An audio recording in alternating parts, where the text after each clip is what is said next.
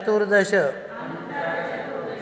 भेद बाहर संग दशधा तय तले। छटकाई जीवों की हिंसा करने से छटकाई जीवों की हिंसा न करने से सब प्रकार की द्रव्य हिंसा हुई। द्रव्य हिंसा ಹೇಳಿದರು ಮತ್ತು ಭಾವ ಹಿಂಸಾ. ದ್ರವ್ಯ ಹಿಂಸಾ ಅಂದರೆ ಪ್ರತ್ಯಕ್ಷ ನಾವು ಹಿಂಸೆ ಮಾಡ್ತೀವಿ, ಅದಕ್ಕೆ ದ್ರವ್ಯ ಹಿಂಸೆ ಮಾಡ್ತೇವೆ. ಮತ್ತು ಹಿಂಸೆ ಮಾಡೋದು ಮನಸ್ಸದಾಗ ವಿಚಾರ ಬರ್ತದೆ, ಅದಕ್ಕೆ ಭಾವ ಹಿಂಸಾ ಪರಿಣಾಮ ಅಂತಾರೆ. ಈ ಹಿಂಸೆ ಮಾಡೋದು ನಾವೇನು ಬಂದ ಮಾಡಿದ್ರು ಅಂದರೆ ಏನಾಗ್ತದೆ, ದ್ರವ್ಯ ಹಿಂಸೆ ಅಲ್ಲೇ ಆಗಂಗಿಲ್ಲ.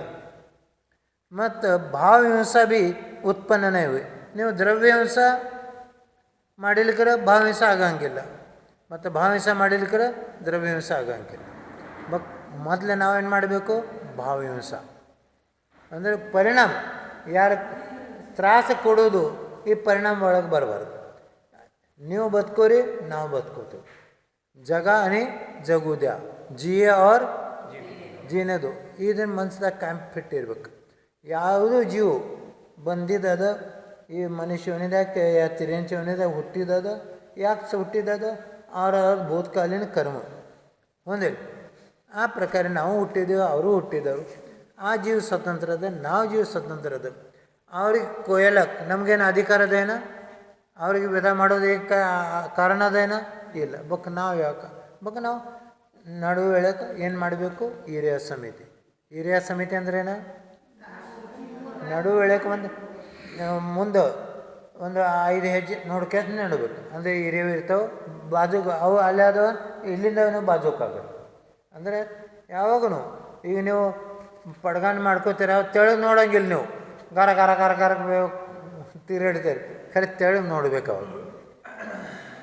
ಇವಾಗ ನೋಡ್ರಿ, ಈ ಮಹಾರಾಜರು ಇಲ್ಲಿ ಬೇಡದಾಗ ಇದ್ದರು, ಮತ್ತು 3 ಉಪವಾಸ ಆಗಿದ್ದು. ಎಷ್ಟು ಉಪವಾಸ ಆಗಿದ್ದು? 3 ಉಪವಾಸ ಆಯಿತು. ಮತ್ತು 4ನೇ ದಿವಸ ಪಾರನೆಗ ಹೇಳಿದ್ರು. ಇವ್ರಿಗಿಂತ ಈ ವಯಸ್ಸರು ಪರಗಡ್ಲಸ್ ಒಂದು ಅಜ್ಜವ್ರು ಇದ್ದರು, ಮತ್ತು ಹೆಂಗಸರನ್ನೇ ಇದ್ದರು. ಅಜ್ಜಗೆ ಚಶ್ಮದಾಗ ಏನು ಕಾಣಲಿಲ್ಲ. ನಾನು ತೋರಿಸ್ತಾನೆ ಪಿಂಚಿಲ್ಲ, ಯಾವ ಕೆಂಪು ಹುಳ ಊರ ಗುಂಡು ಕೆರಿತಾವಲ್ಲ, ಕೆಂಪು ಹುಳ ಹಿಂಗೆ ಮಾಡ್ತೀವಿ. ಗುದ್ದದ್ದು ಏನಂತ ಹೇಳಿದ್ರು, ಕೆಂಪು ಹುಳ ಇರ್ತಾವೆ ನೋಡ್ರಿ, ಹಿಂಗೆ ಗುಂಡು ಕಾಸಿ ಕುಂತಿರ್ತಾವೆ. ನಾ ಪಿಂಚಿಲೆ ತೋರಿಸ್ತೇನೆ, ಅವ್ರೇನು ಕಾಣಲಿಲ್ಲ. ಅದೇನೋ ಕಾಲ್ಬಿಟ್ರು. ಮತ್ತು ನಾವೇನು ಮಾಡಬೇಕು, 4ನೇ ದಿವಸ ಪಾಲನೆ ಐತೆ. ಏನು ಮಾಡಬೇಕು, ಏನು ಮಾಡಬೇಕು, ಒಳ್ಳೆಯದು. ಅಂದರೆ ಸ್ವಲ್ಪ ವಿವೇಕ ಇಡಬೇಕು. ನಾವು ಏನು ಮಾಡತ್ತೀವಿ. ನೀವು ಪವಿತ್ರ ಭಾವನೆಯಲ್ಲೇ ಆಹಾರದಾನ ಮಾಡಕ್ಕೆ ನಿಂತೇರಿ, ಹೊಂದಿಲ್ಲ.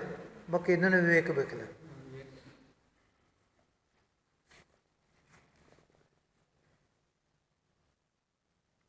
ಅಂದ್ರೆ ದ್ರವ್ಯ ಹಿಂಸಾನೂ ಇಲ್ಲ, ಭಾವ ಹಿಂಸಾನೂ ಇಲ್ಲ. ಇದಕ್ಕೆ ಏನಂತಾರೋ ಅಹಿಂಸಾ ಮಹಾವ್ರತ. ಏನಂತಾರೋ, ಯಾವುದೂ ಪ್ರಕಾರ ಜೀವದ ಘಾತ ಆಗಬಾರ್ದು, ಆತನ ದಕ್ಷತೆ ತೊಗೊಳ್ಳೋದು. ಮತ್ತು ಆ ಪ್ರಕಾರ ವ್ರತ ಅಂದರೆ ಅಹಿಂಸಾ ವ್ರತ, ಅದು ಮಹಾವ್ರತ. जिन मुनियों के लेश मात्र भी असत्य वचन नहीं होते उनके सत्य महाव्रत है. ಅಂದರೆ ಮುನಿ ಸ್ವಲ್ಪನೂ ಸುಳ್ಳು ಮಾತಾಡಂಗಿಲ್ಲ, ಅವ್ರದ್ದು सत्य महाव्रत. जो जल और तृण तक बिना दिए ग्रहण नहीं करते उनके अचौर्य महाव्रत. ಯಾರ ಇದು ಮಣ್ಣ ಮತ್ತು ನೀರನ್ನು ಯಾರು ಕೇಳಿಸುವ ತೊಗೊಳಂಗಿಲ್ಲ, ಅವ್ರ ಇರತ್ತು अचौर्य महाव्रत. ಮತ್ತು मुनि 18,000 प्रकार के शील को धारण करके चैतन्य रूप आत्मस्वरूप में नित्य रमन करते यह ब्रह्मचर्य महाव्रत. ಶೀಲ ವ್ರತದು 18,000 ಭೇದ ಅದು. ಎಷ್ಟು ಭೇದ ಅದು? 18,000. ಅದೆಲ್ಲ ತೊಳೆದುಕೊಂಡು ಕೆಲಸ. ನಾವು ಶೀಲವ್ರತ ಪಾಲನೆ ಮಾಡೋದು, ಅದಕ್ಕೆ ಏನಂದರು, ಬ್ರಹ್ಮಚರ್ಯ ಮಹಾವ್ರತ. ಮತ್ತು ಮುಂದೆ ಮುನಿರಾಜ್ 14 ಪ್ರಕಾರಕ್ಕೆ ಅಂತರಂಗ ಮತ್ತು ಹೊರಗಿಂದ 10 ಪ್ರಕಾರ ಪರಿಗ್ರಹ ಅದ 28 ಪರಿಗ್ರಹಲ್ಲಿ ಹಾಂ ಹಾಂ ಹಾಂ 24 ಪರಿಗ್ರಹ ತ್ಯಾಗ ಮಾಡ್ತಾರೋ ಇದನ್ನು ಪರಿಗ್ರಹ ತ್ಯಾಗ ಮಹಾವ್ರತ. ಈಗ ಹಿರಿಯ ಸಮಿತಿ ಮತ್ತು ಭಾಷಾ ಸಮಿತಿ ಸ್ವರೂಪ ಹೇಳ್ತಾರೋ. ಪರಮಾದ ತಜಿ ಚೌಕರ महिलकी समिति हिरिया ते चले जग सुहित कर सब आहित कर सब आहित हर श्रुति आहित हर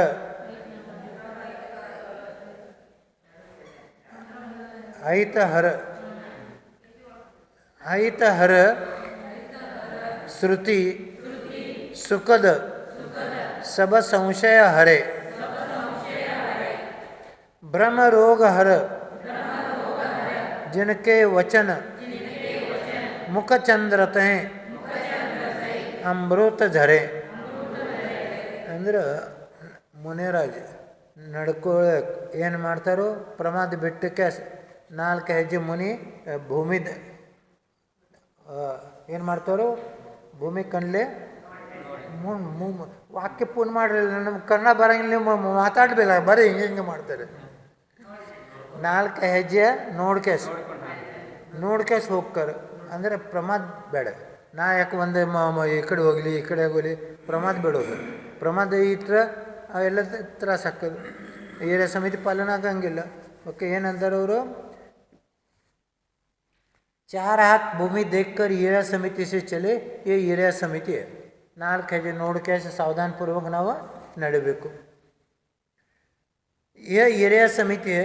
मुनियों के मुख रूपी चंद्रमा से संसार का कल्याण करने वाले, सबका अहित दूर करने वाले, सुख देने वाले, सभी प्रकार का संशय हरने वाले, ब्रह्म रूपी रोग को नष्ट करने वाले, वचन रूपी अमृत जाते हैं. ये ಭಾಷಾ ಸಮಿತಿ ಅಂದರೆ ನಮ್ಮ ಭಾಷಾ ಮಾತು ಹೆಂಗಿರಬೇಕು, ಯಾರಿಗೂ ಯಾವಾಗೂ ತ್ರಾಸ ಆಗಬಾರ್ದು. ಈ ಪ್ರಕಾರ ವಿವೇಕ ಇಟ್ಟಕ್ಕೆ ಏನು ಭಾಷೆ ಮಾಡ್ತಾರೋ ಅದಕ್ಕೇನಂತಾರೋ ವಚನ ರೂಪಿ ಅಮೃತ ಅಂತಾರೋ. ಅಂದರೆ ಆ ಪ್ರಕಾರಲೇ ನಾವು ಏನು ಮಾತಾಡ್ತೀವಿ ಆ ಥರದಿಂದ ನಿಮ್ಮದು ಎಲ್ಲ ಸಂಶಯ ದೂರ ಆಗಬೇಕು. ಎಲ್ಲ ಸಂಶಯ ಏನಿರ್ತದ ದೂರ ಆಗಬೇಕು. ಈ ವಚನಕ್ಕೆ ಏನಂತಾರೋ ಭಾಷಾ ಸಮಿತಿ.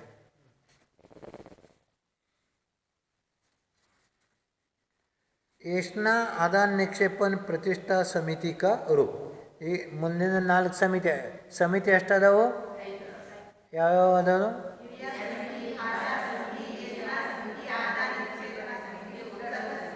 ಈಗ ಮೊದಲಿಂದ ಎಷ್ಟನೇ ಸಮಿತಿನೂ ಆದಾನೆ ಮೊದಲಿಂದ ನೋಡಿದ್ವಿ ನಾವು. ಹಿರಿಯ ಸಮಿತಿ ನೋಡು. ಮುಂದಿನ 4 ಸಮಿತಿ ಸ್ವರೂಪ ಈ ಥರ ಹೇಳ್ತಾರೋ. 46 दोष विना सुकुल श्रावक तने घर अशनको ले तप बढ़ावन हेत नहीं तन पोषते तजरसन को शुचि ज्ञान संयम उपकरण लखे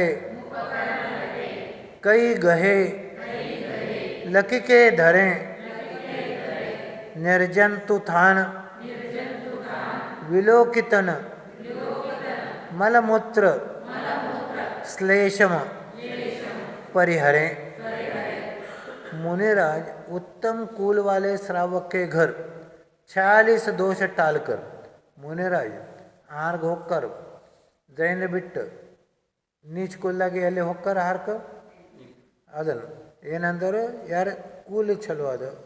ಕೂಲಿ ಚಲೋ ಅಂದರೆ ಜೈನ ಹೊಂದಿಲ್ಲ. उत्तम कुल वाले 46 दोष टालकर यार उत्तम कुल अद और मने ಹೋಗಿ कैसे 46 दोष ಬಿಟ್ಟು कैसे ಎಲ್ಲ नालिद रसद ಮೇಲೆ ಏನು इच्छे ಇರಂಗಿಲ್ಲ. स्वाद छोड़कर शरीर के पोषण के लिए नहीं अतपु तप बढ़ाने के लिए आहार कर. ಇವರು ಮಹಾರಾಜರು ಯಾಕೆ ಆಹಾರಗಳನ್ನು ಮಾಡ್ತಾರೋ? ಶರೀರ ದೀಪ ಮಾಡಬೇಕು, ಯಾಕ? ಹಾಂ, ತಪ ಮಾಡೋಲಕ್ಕ ಸ್ವಲ್ಪ ತಾಕತ್ತು ಬೇಕು. ಆ ಥರ ದಶೆಯಿಂದ ಮುನಿರಾಜ ಆಹಾರ ತಗೋತಾರೆ.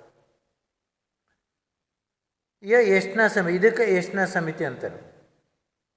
मुनिराज शुद्धि ज्ञान और संयम के उपकरणों कमंडलू शास्त्र पिच्छी को देखकर ग्रहण करते हैं और देखकर रखते हैं. ಅಂದ್ರೆ ಇದು ಪಿಂಚಿ ಒಂದಿಲ್ಲ, ಕಮಂಡ್ಲು ನಾವು ಕೈಯಾಗ ತೊಗೋತೀವಿ, ಆ ಕೈಯಾಗಿ ಹಿಡೋಕ್ಕಿಂತ ಮೊದಲು ಆ ಥರ ಪರಿಮಾರ್ಜನೆ ಮಾಡಬೇಕು. ಈಗ ನಂಗೆ ಮೊನ್ನೆ ಒಂದು ಡೌಟ್ ಬಂತು, ಆ ಥರ ಇಲ್ಲ ಡೈರೆಕ್ಟ್ ಇಟ್ಟಿರ್ತೀನಿ. ನಮ್ಮ ಎಲ್ಲರೂ ಪರಿಮಾರ್ಜನೆ ಮಾಡ್ತೇವೆ, ಪಿಂಚಿಲಿ ಮಾಡ್ತೇವೆ. ಬಟ್ ಪಿಂಚಿದ ಪರಿಮಾರ್ಜನೆ ಹೆಂಗೆ ಮಾಡಬೇಕು? ಆ ಥರ ಮೇಲೆ ಒಳ ಕೊಂಡ್ರೆ ಶಕ್ಯತೆ ಇಲ್ಲ. ಖರೆ ಅಲ್ಲಿ ನಾವು ವಿವೇಕಲೇ ನೋಡಬೇಕು, ಕಣ್ಣಲ್ಲೇ ನೋಡಬೇಕು.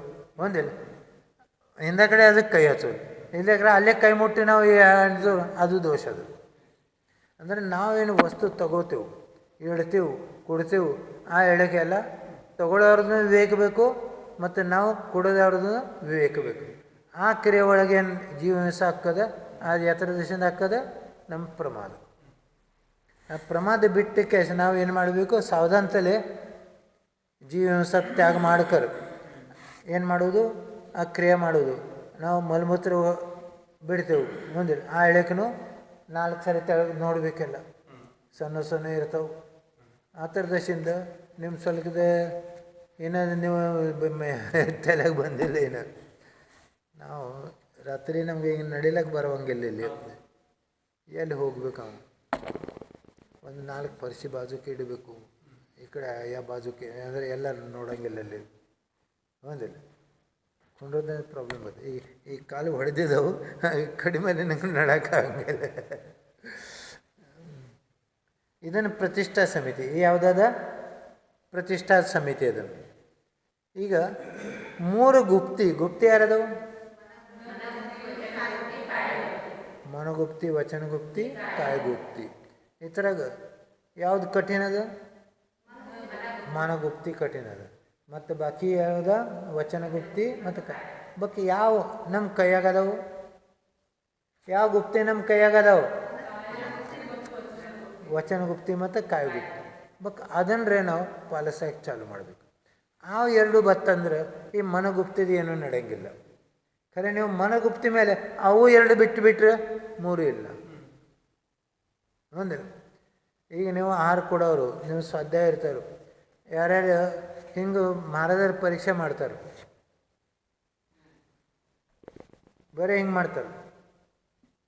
ನಾವು ಅಲ್ಲಿ ಹೋಗ್ಬೇಕೇನು? ಈ ಥರ ಅರ್ಥ ಏನು? ಯಾರು ಪಾಲಿಸ್ತಾರೆ ಅವರು ಬರೀ ಬರೋಬರಿಲ್ಲ. ಎಲ್ಲಿಗಾರ ನಮಗೇನ ಏನೋ ಮನೋಗುಪ್ತಿ ನಮ್ದು ಆಗಲಿಲ್ಲ, ನಿಮ್ಗೆ ಅನ್ನಿಸ್ತದೆ. ಖರೆ ನಾವು ಅಲ್ಲಿ ಹೋಗೋದಂದ್ರೆ ದೋಷ ಅದು. ಯಾಕಂದ್ರೆ ನಮ್ಮ ತಪ್ಪು ನಮ್ಗೆ ಗೊತ್ತದಲ್ಲ, ಅದನ್ನು ನಾವು ಬೆಳ್ಕೋಬೇಕಲ್ಲ.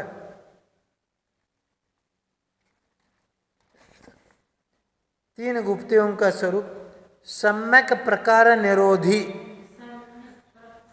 सम्यक प्रकार निरोधी मन वचकाय आत्मध्यावते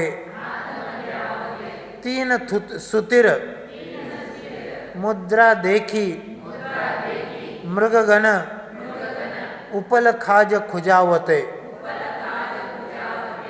मुनिराज मौन वचन काय का भली प्रकार निरोध करके अपने आत्मा का ध्यान करते.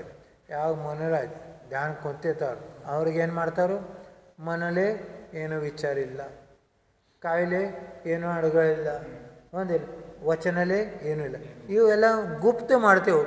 ಆ ಪ್ರಕಾರ ನಮ್ದು ಏನಾಗ್ತದೆ? ಯೋಗ ಕಮ್ಮಿ ಆಗ್ತದೆ. ಯೋಗ ಕಮ್ಮಿ ಆದರೆ ಪ್ರಮಾದ ಕಮ್ಮಿ ಆದ್ರೆ ಆಶ್ರವ ಕಮ್ಮಿ ಆಗ್ತದೆ. ಈ ಪ್ರಕಾರ ಗುಪ್ತಿದಾಗ ರಮನ ಆಕ್ಯಾಸ ಅವರು ಆತ್ಮಲೀನ ಆಕ್ಕರು. ಉನ್ಕಿ ಸ್ಥಿರ ಮುದ್ರಾಕು ಆ ನಿಶ್ಚಲ ಅವಸ್ಥೆ ನೋಡ್ಕ್ಯಾಸ ಆ ಮೃಗ ಹರಿಣ ಅಂದರೆ ಏನಂತ ನೀವು? ಹರಿಣಿಗೆ ಚಿಲಿ ಏನಂತಾರೆ? ಚಿಗರಿ. ಹಾಂ, ಆ ಚಿಗರಿನೂ ಆ ಮುಖ ನೋಡ್ಕ್ಯಾಸ ನಮ್ಮ ಶಾಂತ ಮುದ್ರ ನೋಡ್ಕ್ಯಾಸ ಅದನ್ನು ಬಂದು ಕೂತಿರ್ತ. ಅಂದರೆ ಇಷ್ಟು ಪರಿಣಾಮ ಮುನಿರಾಜ್ ನೋಡ್ಕ್ಯಾಸ ಹಾಕಬೇಕು. ಅಂದ್ರೆ ಅವರೇ ಮುನಿ, ನಮ್ಗತ್ಲೆ ಬಡಬಡೋದು ಮುನಿ ಇಲ್ಲ. ಇದರಲ್ಲಿ ಸೊಂಗದು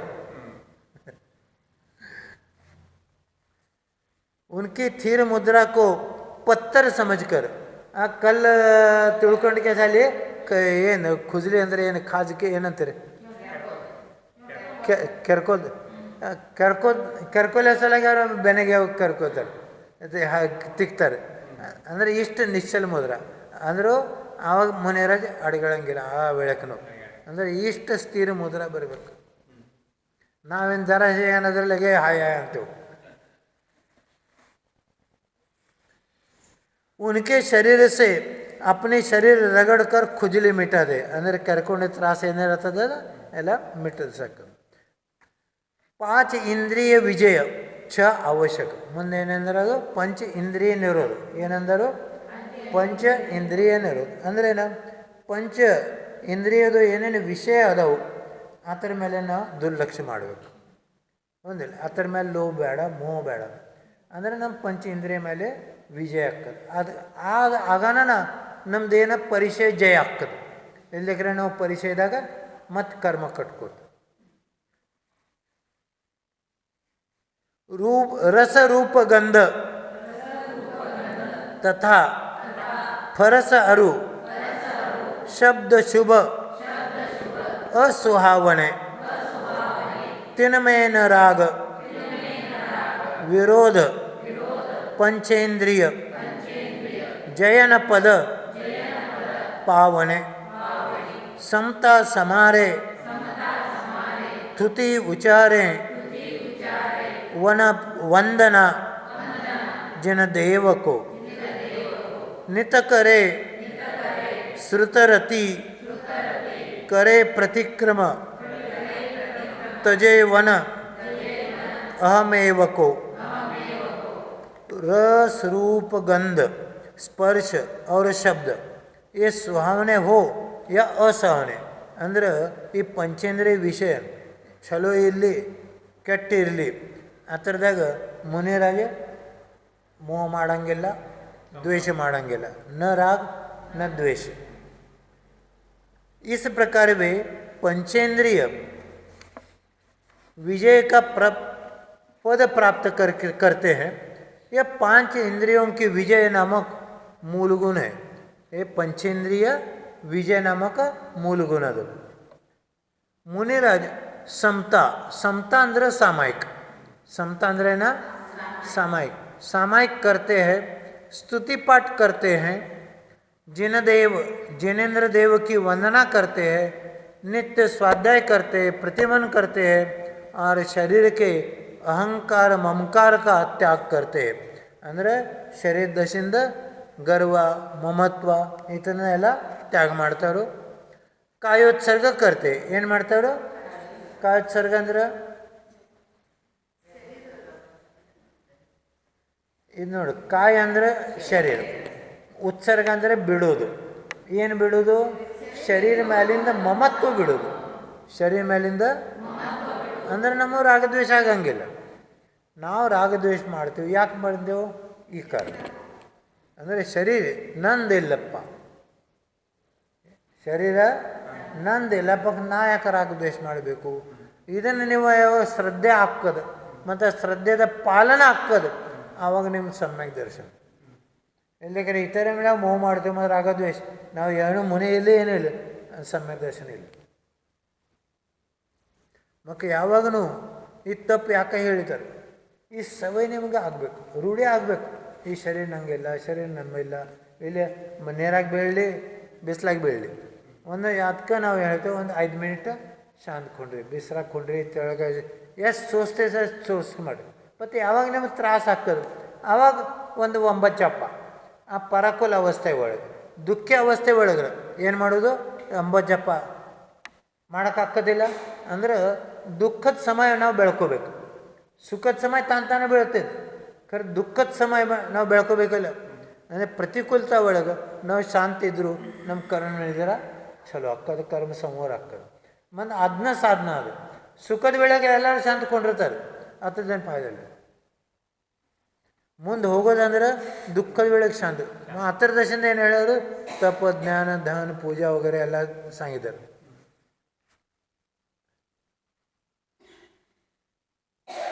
इस प्रकार ये 6 आवश्यक ಅಂದರೆ 6 ಇವು 6 ಅವಶ್ಯಕ ಗೋಷ್ಠಿ ಅದು ಯಾವ ಮುನಿರಾಜ್ ಏನೇನ ಸಮತಾ ಸ್ತವನ ವಂದನಾ ಪ್ರತಿಕವನ ಪ್ರತ್ಯಾಖ್ಯಾನ ಕಾಯ್ತು ಅಂದೇಳಿ ಇವು 6 ನಾವು ಕಲಿಬೇಕು. ನೀವು ಗೃಹಸ್ಥ ಇದ್ರೇನು ಇದನ್ನು ಮಾಡೋಕ್ಕೇನು ಅಡ್ಡಿ ಇಲ್ಲ. ಸೊ ಒಂದು ಕಡಿಮೆ ಮಾಡಿರಿ, ಒಂದು 10 ಮಿನಿಟ್ ಮಾಡಿ, 5 ಮಿನಿಟ್ ಮಾಡಿ, ಖರೆ ಅದನ್ನು ಚಟ ಆಗಬೇಕು. मूल गुणों में से प्रकीर्णक 7 मूल गुणों का स्वरूप जिनके नोन न दंत धोवन लेश अंबर आवरण भूमाही पिछली रयानी में कछु शयन एकासन करण इकवार दीन में ले हार खड़े अलप निज पान में कचलोच करत न डरत परिश सो लगे निज ध्यान में. ಯಾರ್ದೋ ಸ್ನಾನ ಇಲ್ಲ, ದಂತ ಧವನ ಇಲ್ಲ, ವಸ್ತ್ರ ಇಲ್ಲ, ಮಾತ್ರ ನಶಿಕ ಪಾಟಿಗಂದ್ರೆ ನಶಿಕನೆ ಅಂತೀವಲ್ಲ ಅದು. ಹಾಂ, ನಶಿಕನ್ಯಾಗ ಜಮೀನು ಮೇಲೆ ಒಂದು ಬಾಜು ಮೇಲೆ थोड़ा अल्प निद्रा तोतारो, थोड़ा सा शयन करते और परेशानियों से डरते नहीं, मत दुख गया अंजंगिल्ल. ऐसे मुनिराज अपने आत्मा के ध्यान में लगते. ಇವರ ಮುನಿರಾಜ್ ಧ್ಯಾನ ಮಾಡ್ತಾರೆ. ಇಲ್ಲಿಗೆ ನಮ್ಮ ಗತ್ಲೆ ಏನು ಧ್ಯಾನ ಮಾಡಲ್ಲ, ಬೇರೆ ಸೊಂಗ್ ತೋರ್ಸೋಕ್ಕೆಲ್ಲ.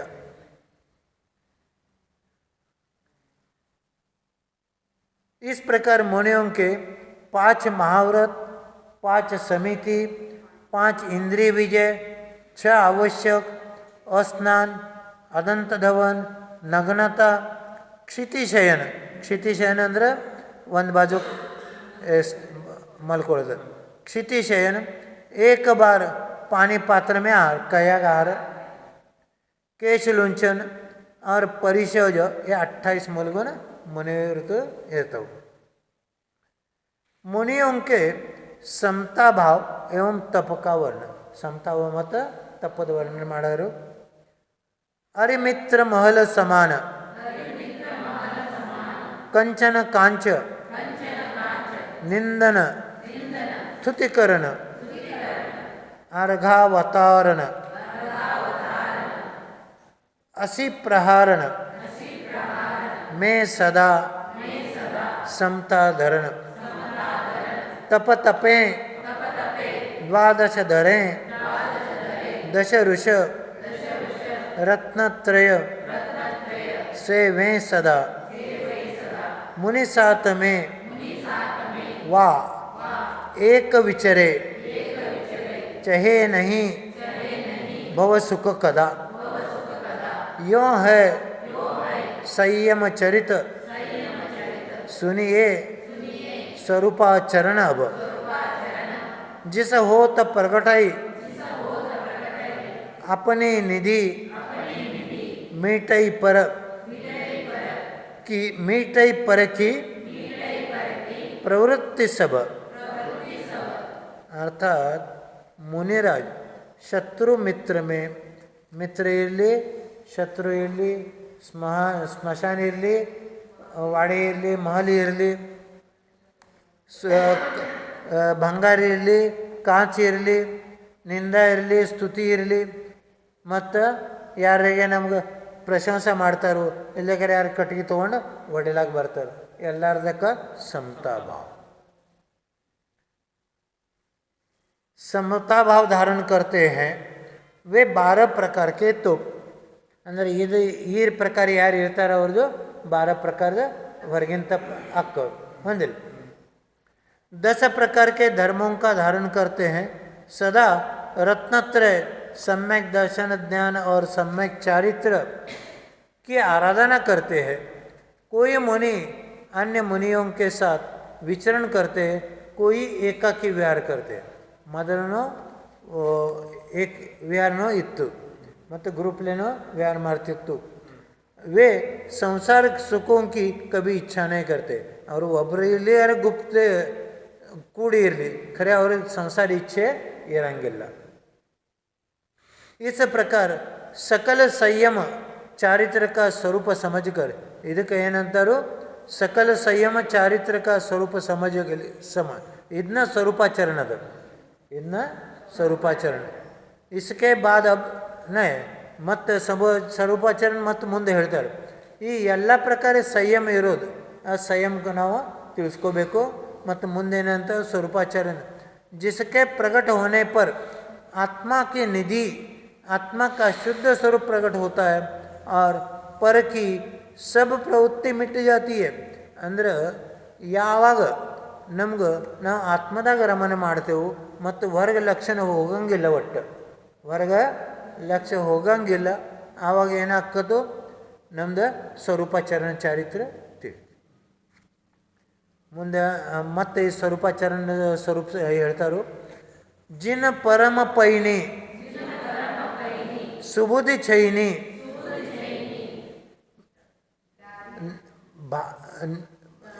एक डारी अनंत भेदिया वर्णादि अरु रागादिते निज भाव को न्यारा किया.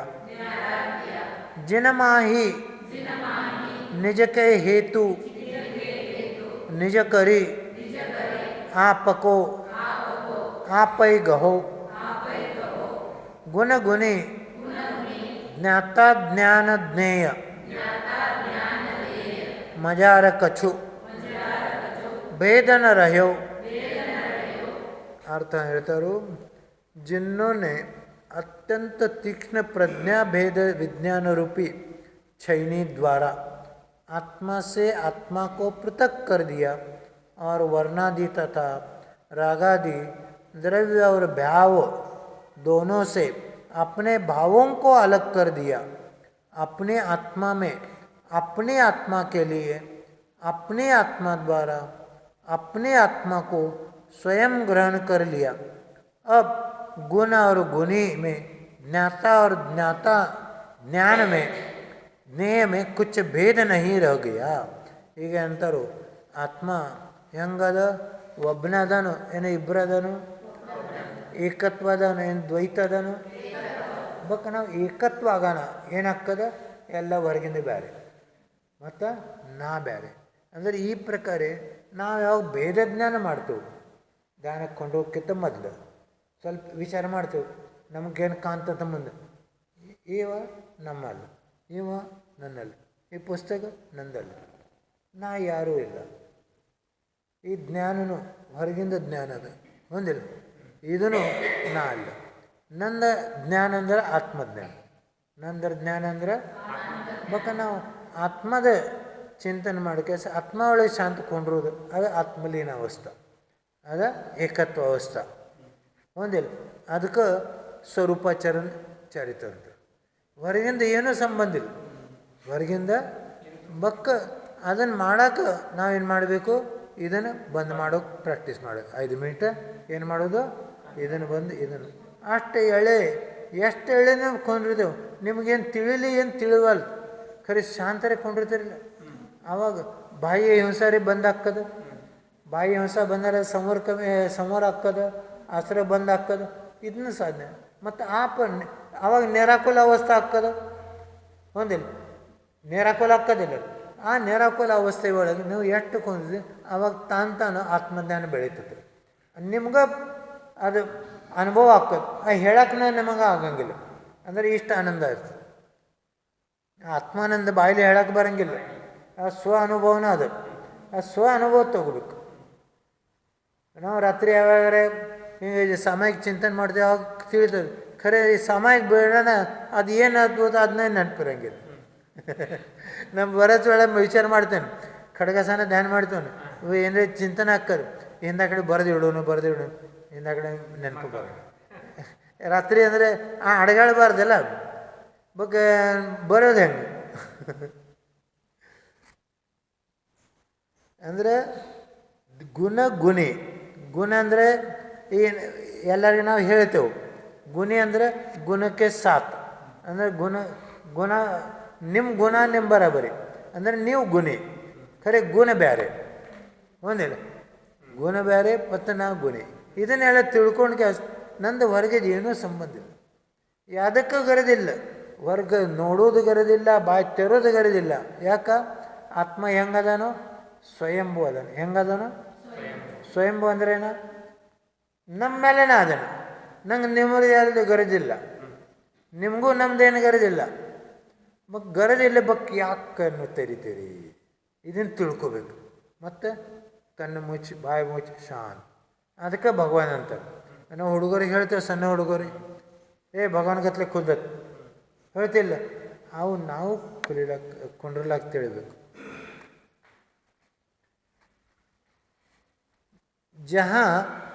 जहाँ ध्यान ध्याता जहाँ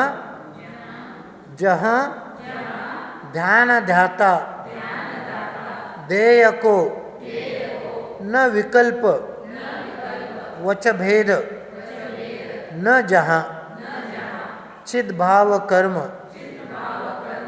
चिद्देश कर्ता चेतना क्रिया तहाँ तीनों अभिन्न अखिन्न शुद्ध उपयोग की निश्चल दशा प्रगति जहाँ दृग ज्ञान व्रत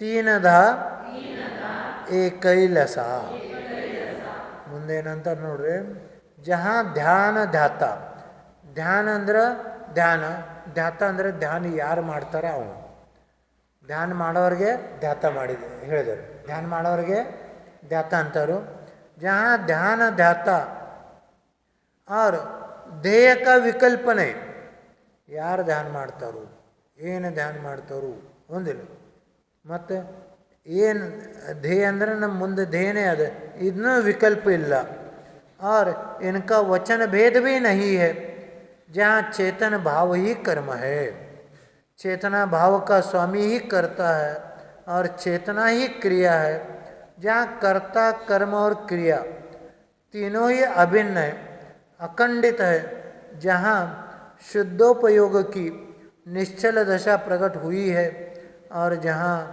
दर्शन ज्ञान और चारित्र इन तीन प्रकार के लगने पर भी एक स्वरूप ही सुशोभित होते हैं इतराग ಏನು ಹೇಳಿದಾರೆ ನೋಡಿ ನಿಮಗೆ ಯಾವುದೂ ಚಿಂತನೆ ಬೇಡ ಏನೂ ಚಿಂತನೆ ಮಾಡಬೇಡ್ರಿ ನಾ ಮಂತ್ರ ನಾ ಏನೂ ಇಲ್ಲ ಗಾಪ್ಕೊಂಡು ಏನು ಆಕ್ಕದಾಗಲಿ ಏನು ಆಕ್ಕದಾಗಲಿ ಏನು ಆಕ್ಕದ ಈ ಕರ್ಮ ಸ್ವರೂಪ ಆಗ್ತದೆ ಖರೆ ಆ ಥರ ಜಾನ್ಸಾವ ನಾ ಏನಾದನು ಜ್ಞಾನ ದರ್ಶನ ರೂಪ ಸ್ವಭಾವಿ ಆತ್ಮ ಬಟ್ ನಾ ಜ್ಞಾನ ದರ್ಶನ ಅದನ್ನು ವಿಕಲ್ಪ ಮಾಡಬೇಡ್ರಿ ಕಪ್ಕೊಂಡು ಏನು ಶಾಂತಿ ಸಿಗ್ತದೆ ಆ ಥರ ಅನುಭವ ತಗೋರಿ ಆ ಆನಂದ ತಗೋರಿ ಆ ಆನಂದ ರುಚಿ ನಿಮ್ಮ ಬತ್ತು ಅದನ್ನು ಆತ್ಮಾನಂದ ಅದನ್ನು ಧ್ಯಾನಾನಂದ ಅದನ್ನೇನದ ಏನು ಈ ಕಡೆ ನೋಡ್ರಿ ನಿಮ್ಮ ಧ್ಯಾನಾನಂದ ಆ ಕಡೆ ಲೆಕ್ಕ ಹಾಕೋದು ಧ್ಯಾನಾನಂದ್ರೆ ಏನು ನಾವು ಶಾಂತ ಕೊಂಡಿರ್ತೇವೆ ಈ ಶಾಂತತೆ ಒಳಗೆ ಏನು ಆನಂದ ಬರ್ತದೆ ಅದನ್ನು ಧ್ಯಾನಾನಂದ ಅದ ಆತ್ಮಾನಂದ ಅದು ಅದಕ್ಕೆ ಇದನ್ನು ತೆರಿಬೇಕು ಇದನ್ನು ತೆರಿಬೇಕೇನ ಮಗ ಅದನ್ನು ಮಾಡು ನಾವು ಮಾಲು ಮೇಲೆ ಅದನ್ನೇ ಹೇಳ್ತಾನೆ ಅದನ್ನ ಮಾಡು ಇದನ್ನು ಒಂದು ಶಬ್ದ ನೀವು ಇರುವಲ್ಲಿ ಮನೆ ಎಲ್ಲ ಮರ್ತಿ ತಿಳ್ಕೋದು ಏನೂ ಅಡ್ಡಿಲ್ಲ ಖರೆ ಶಾಂತ ನಂಗೆ ಈಗ ಏನೂ ಮಾಡೋದಿಲ್ಲ ಏನೂ ಮಾಡೋದಿಲ್ಲ ಇದನ್ನ ಎಲ್ಲ ಮಾಡೋದು ಅದು ಒಂದಿಲ್ಲ ಅದನ್ನ ಕಠಿಣ ಅದ ಎಲ್ಲ ಮಾಡೋದು ಕಠಿಣ ಅದ ಖರೆ ಏನು ಮಾಡೋದಿಲ್ಲ ಅದನ್ನ ಕಠಿಣ ಅದ ಅದ ನಿಶ್ಚಲ ಅವಸ್ಥೆ ಅದ ಅದ ಭಗವಂತ ಅವಸ್ಥೆ ಅದು ಅದ ಭಗವಂತ ಆಗೋದಾರ ಆ ಪ್ರಕಾರ ಕೊಂಡಿರಲಿ ಭಗವಂತ ಕೊಂಡಿರ್ತಾರೋ ಆ ಮುನ್ನೆ ನೋಡಿ ಭಗವಂತ ನಿಮ್ಗತ್ಲೆ ನಾ ಯಾವಾಗ ಗಪ್ಕೊಂಡ್ರವ ಮನಸ್ಸದಾಗ ಈ ವಿಚಾರ ಮಾಡಿ ಗಪ್ಕೊಂಡ್ರಿ ಟೈಮಿಂಗ್ ನೋಡಿ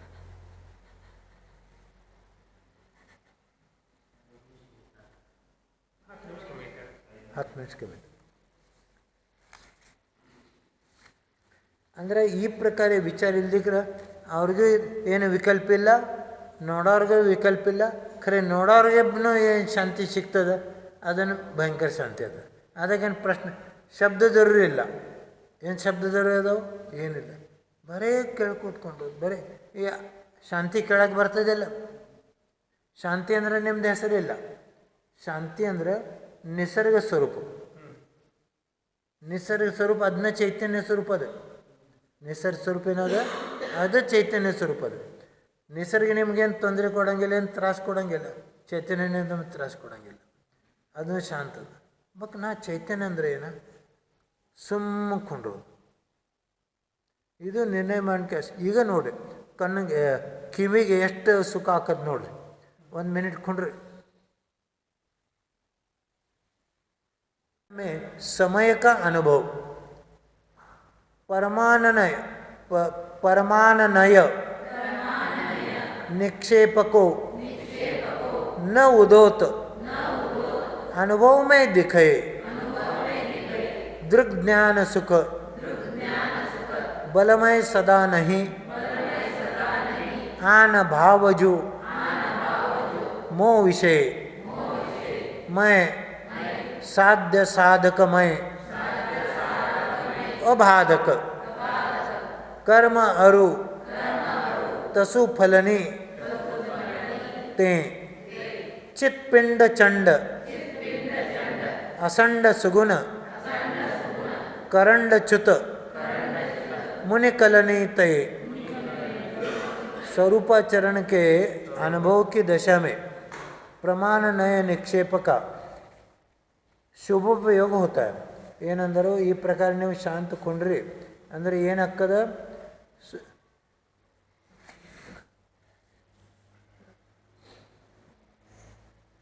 हाँ, न ಪ್ರಮಾಣ ನಿಕ್ಷೇಪ ಪ್ರಕಾಶ ವಿಕಲ್ಪ ದಿಖಾಯಿ ನಹಿ ದೇತಾ ಅಂದರೆ ಯಾವುದೂ ವಿಕಲ್ಪ ಅಲ್ಲೇ ಆಗಂಗಿಲ್ಲ ನೀವು ಶಾಂತಕೊಂಡ್ರೆ. उस दशा में ज्ञानी की प्रतीति ऐसी होती है कि मैं सदा दर्शन ज्ञान सुखमय और बलमय हूँ. ಆವಾಗ ನಿಮ್ದು ಆತ್ಮವಿಶ್ವಾಸ ಬೆಳೀತದೆ. ಏನು ಬೆಳೀತದೆ? ಆತ್ಮವಿಶ್ವಾಸ ಬೆಳೀತದೆ. ಮತ್ತು ಆತ್ಮವಿಶ್ವಾಸಲೇ ನಿಮಗೆ ಅನ್ನಿಸ್ತದೆ ನಾ ಸಮ್ಯಕ್ ದರ್ಶನ ಸ್ವರೂಪ ಅದೇನು, ಜ್ಞಾನ ಸ್ವರೂಪ ಅದೇನು, ಸುಖ ಸ್ವರೂಪ ಅದೇನು, ಬಲ ಸ್ವರೂಪ ಅನಂತ ವೀರ ಸ್ವರೂಪ ಅದೇನು. ಇದನ್ನು ವಿಶ್ವಾಸ ನಿಮ್ಗೆ ಬೆಳೀತದೆ. ಮುಜಮೇ ಅನ್ಯ ಭಾವ ನಹಿ ಹೇ ಅಂದರೆ ನನ್ನ ಕಡೆ ಆತ್ಮ ಬಿಟ್ಟು ಹೊರಗಿಂದ ಏನೂ ರಾಗದ್ವೇಷ ಭಾವ ಇಲ್ಲ. ಇದನ್ನು ಶ್ರದ್ಧಾನ ಬೆಳೀತದೆ.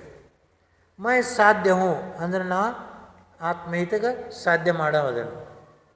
ಮೈ ಸಾಧಕ ಹ್ಞೂ ಅಂದ್ರೆ ಸಾಧನಾ ಮಾಡೋ ಹ್ಞೂ, ಸಾಧನಾ ಪುರುಷಾರ್ಥ ಮಾಡೋ ನಾನಾ ಅದನ್ನು.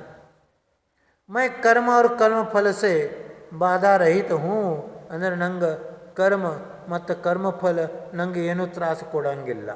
ಈ ಪ್ರಕಾರ ಶ್ರದ್ಧಾನ ಬೆಳೀತದೆ. ಶ್ರದ್ಧಾನ ಬೆಳೆನ ಶಕ್ತಿ ಬೆಳೀತು. ಆವಾಗ ನಿಮ್ದು ಪರಿಚಯ ಆಗ್ತದೆ. ಏನಾಗ್ತದೆ? ಪರಿಚಯ. ಪರಿಚಯ ಆತಂದ್ರೆ ಮತ್ತೇನು ಬೇಕು? ಒಂದಿಲ್ಲ ಎಲ್ಲ ಪ್ರತಿಕೂಲತಾ ಒಳಗೆ ಪರಿಚಯ ಆತಂದ್ರೆ ಬಾಕಿ ಸಾಧನೆ ಬೆಳೀತದೆ. ಎಲ್ಲ ಕರ್ಮ ಸಂವರ್ ಚಾಲು ಆಗ್ತದೆ. ಒಂದಿಲ್ಲ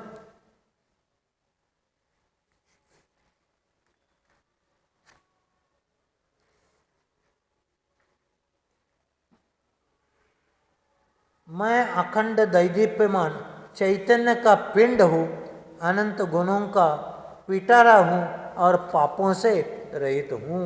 ನಾ ಹೆಂಗದೇನೋ ಅನಂತ ಗುಣಸ್ವರೂಪ ಅದೇನೆ. ಹೆಂಗದೇನೋ ಅನಂತ ಚೈತನ್ಯ ಗುಣ ನನ್ನ ಕಡೆ ಅದಾವೆ. ಚೈತನ್ಯ ಗುಣದ ನಾ ಪಿಂಡ ಅದೇನೆ. ಪಿಂಡ ಅಂದ್ರೆ ಗೋಳೆ ಅಂತಾರೆ ನಾವು. ಅಂದ್ರೆ ಅನಂತ ವಸ್ತು ಒಮ್ಮೆ ಅದನ್ನೇ ಗೋಳೆ ಹಾಕೋದು. ಆ ಪ್ರಕಾರ ನಾವು ಅನಂತ ಗುಣಂಕ ಪಿಂಡ ಇವು ನನ್ನ ಕಡೆ ಅನಂತ ಗುಣ ಅದಾವು. ಮತ್ತು ಅನಂತ ಗುಣಂಕ ಪಿಟಾರ ಅಂದರೆ ಗುಣದ ಪೆಟ್ಟಿ ನನ್ನ ಕಡೆ ಅದ. ಮತ್ತು ನಾ ಹೆಂಗದೇನೋ ಪಾಪಲೇ ರಹಿತದ. ಹೆಂಗದೇನೋ ಪಾಪಲೇ ರಹಿತ. ಈ ಪ್ರಕಾರನೆಂದು ವಿಶ್ವಾಸ ಆಗಬೇಕು.